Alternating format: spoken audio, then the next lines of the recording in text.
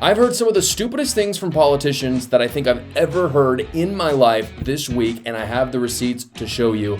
Today we start our journey of seeing the stupidest politicians in America with Tim Walz and Gavin Newsom asking why no one trusts them, and then they proceed to prove why no one should trust them. Take a look. Why are they not trusting us? What's your take? I mean, what are you hearing when you hear this? Why are people not trusting the message we were delivering? Because I keep coming back to this.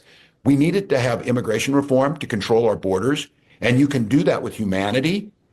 Donald Trump just said they're invading our country and they're eating dogs and cats, and he got more votes. Have they figured it out that the identity piece of this is more important than the actual substance behind it? Well, they've been doing it for decades. I mean, we've saw the welfare queens. They've seen the Southern strategy. We've seen it over and over. It's an old playbook, and we're as dumb as we want to be that we allow them to do this with CRT and ESG and DEI and every three-letter word. And then they demonize people. Yeah, demonize, and they weaponize grievance. They other people. They talk down to people, past people. They humiliate people. They weaponize difficult issues. But the bottom line is, and I think it goes back to what we began with, is, and I applaud you for this, is we cannot continue to be on the defense reacting to this. We've got to go on the offense. We got to meet people where they are. But I also think this, and this is where, this is part of the conversation I'm trying to have, is you got to respect people you disagree with, and you can't just dismiss people.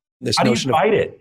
This notion of I could kick most of their ass. I do think that if they wanted to. I know I can outrun them, but I don't know if we're going to fall into that place where we want to. Okay, we challenge you to a WWE fight here type of thing. So the question is, why does no one trust us? And their answer is because all of them are awful people. We're right, and we can kick your you know what. That is literally their response. How do they not see how pompous this looks? They're asking a good question. It's a fair question. I actually think it's good that they're asking that. But the answer each Democrat keeps coming to, and a lot of Democrats are asking this, how we lose so bad? How is the culture war in the wrong direction? How is the polling so good for Donald Trump and so bad for the Democrat Party? It's at an all-time low for the Democrat Party at large. And you look at people like Tim Walz and Gavin Newsom, they are de facto leaders of the Democrat Party because they are in, selected positions right now in elected politics. And the answer that each one of them comes up with is, well, there's actually nothing wrong with us. There's everyone else that is bigoted and racist, and they're dividers. That's the answer every time. And then they say that they can kick Americans' butts. That's what Tim Walz is saying there. Just to be clear, when people say that, Tim Walz is talking about 49.5% of Americans, because that's the amount of Americans that voted for Donald Trump. And so good luck trying to win any election ever again without half of the country, the majority, the plurality of the country voted for Donald Trump. And you're going to say you can kick their you know what? Why? That's just the stupidest thing I've ever heard in terms of just politics. It's also rude, but why would they even say that? And how can they be so tone deaf? I don't get it. But you can see that when Walz says that, if you want to go back, you can watch this. It's interesting. Gavin Newsom is the smart politician. Tim Walz is not a smart politician. He's a bad politician. Gavin Newsom is very uncomfortable when Walz is saying that. Even if he does agree deep down, he probably does. But he's at least smart enough to see that the momentum is with the right. When he had Charlie Kirk on the other day on the same podcast, he was talking about this, how the shift with just culture and media and all those things is undoubtedly towards the right at this point. And it's been a huge change. And this is what makes Gavin Newsom a potentially worrisome adversary for the Republican Party is, again, he might believe that he can kick MAGA's butt, but he doesn't say that out loud because, again, 49.5% of America is effectively MAGA. They voted for Donald Trump. And the man understands politics, and he knows how to be charismatic. And Newsom is not the kind of guy that you're ever going to see trying to shame Trump voters anymore. He might have done it in the past. He's not going to do it anymore. And the reason why is because he's going to try to win a presidential election.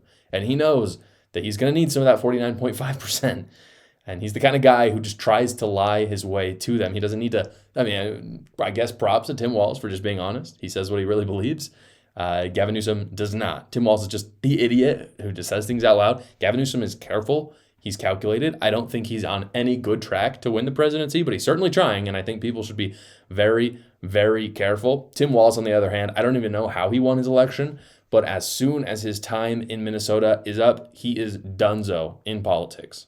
There's only 1 month left to file your taxes, or the IRS is coming for your money, guys. Fortunately, I partnered with Quick Tax America, who hates the IRS as much as you, so they fight to get you every dollar possible. Quick Tax America has already gotten its average tax returner over $4,000 back from the IRS.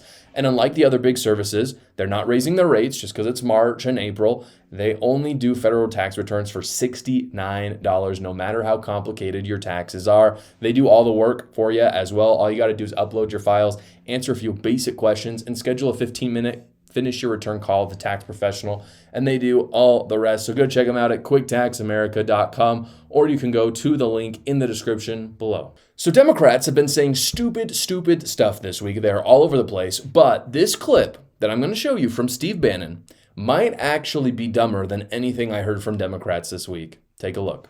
That President Trump will run and win again in 2028. So I've already endorsed President Trump. A man like this comes along once every century if we're lucky. We've got him now. He's on fire, and I'm a huge supporter. Want to see him again in 2028. And obviously, anybody who doesn't like what you say but judges it as a function of a lack of intelligence doesn't know anything about you. I don't make that mistake. You're a smart guy. You know he's term limited. How do you think he gets another term? We're working on it. I think we'll have a couple of alternatives. Let's say that. We'll see. We'll see what the definition. We'll see what the definition of term. We'll see what the definition of term limit is. All right. Well, so you're talking about litigating this issue, because I don't want people to listen to our interview and say Bannon's cooking up an insurrection. Bannon is cooking up. You know what I mean? I want people to get a straight take on where your head is. What are you suggesting? Chris, as you know, I've had greater long shots than this when we supported President Trump after the election. What the heck was that? Shut up. I don't know how to say this clearer. Steve Bannon is a total idiot on this. I agree with Steve Bannon on probably 90% of policies. And again, props to Chris Cuomo. I have to say this before I talk more about Steve Bannon. Props to Chris Cuomo for trying to clarify there.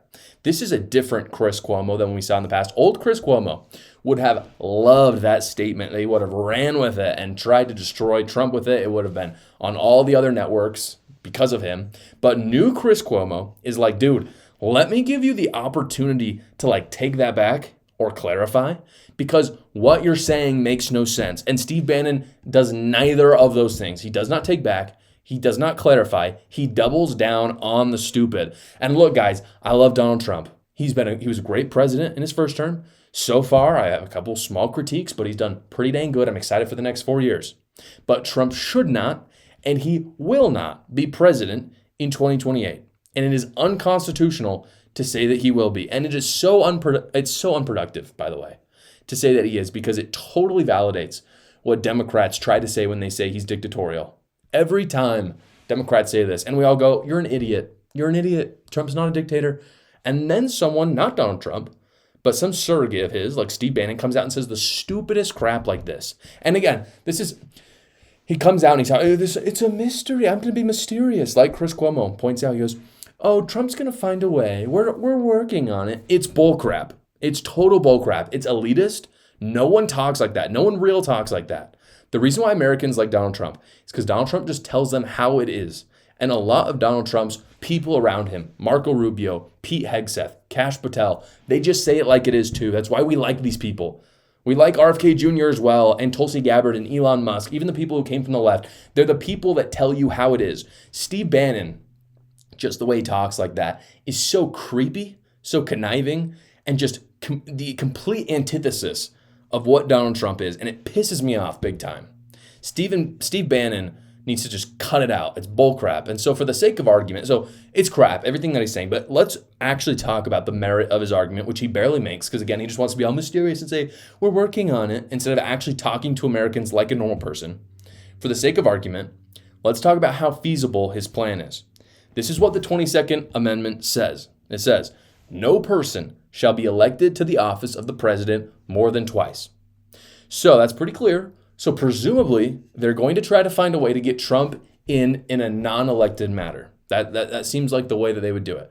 It says clearly he can't be elected, but maybe in a non-elected way. And so what people are throwing out there, and I think this is probably the most common thing that they're trying, or taking to constitutional scholars and talking about, is that JD Vance could be elected with Donald Trump as his VP, and then JD Vance could step down, and then Donald Trump would be the de facto. And there's a little bit of constitutional precedence for this. It's not so much in the stepping down nature, but a president, if you didn't know, can actually be, even after this amendment was created, can be president for 10 years, not 8.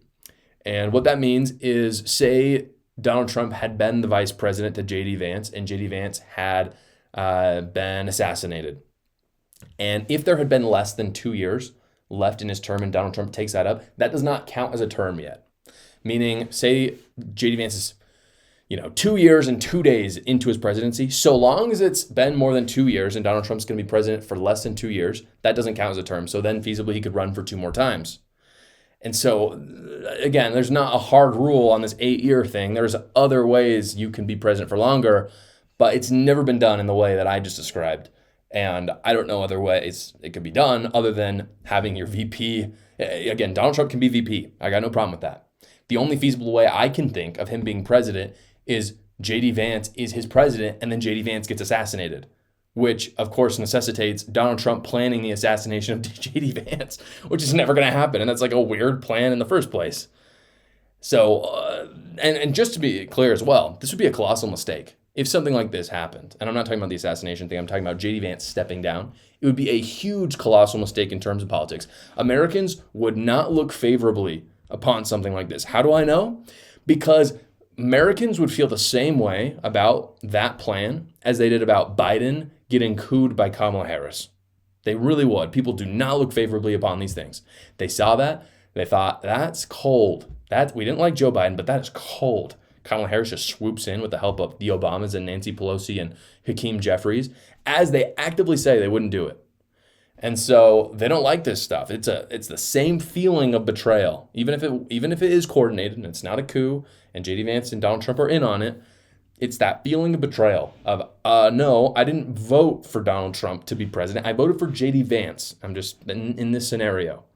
And so for them to turn around and do it another way, it would not be good. It would be stupid. It'd be counterproductive. JD Vance or Ron DeSantis can carry out the MAGA agenda just fine on their own, because those are probably going to be the 2 front runners. And most likely it's going to be JD Vance.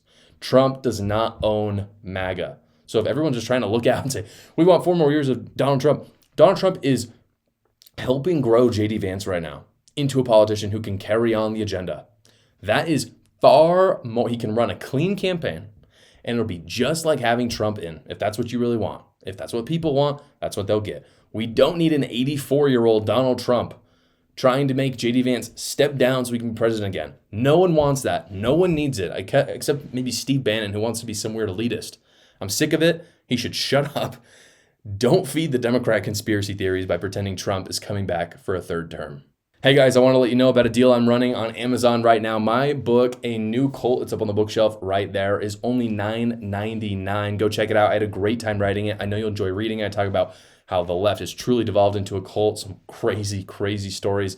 I know you'll enjoy it, so go check it out. The link is in the description below. Thank you so much for watching, guys. If you haven't already, go down below, like the video, subscribe to my channel, and watch another video.